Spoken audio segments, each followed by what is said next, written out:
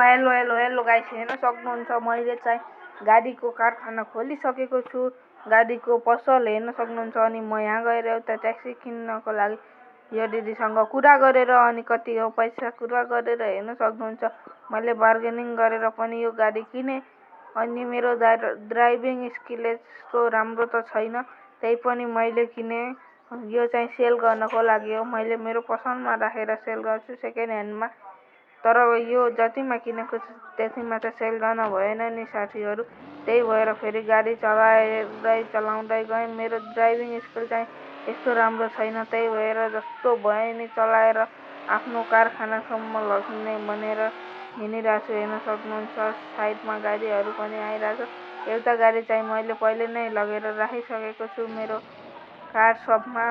अनि फेरि एकदम राम्रो छ मेरो कार सप। हेर्न सक्नुहुन्छ यो चाहिँ हो मेरो कार सपको नाम चाहिँ मेरो नेमदेखि छ विजय शेर्पाली। हेर्न सक्नुहुन्छ गाइस।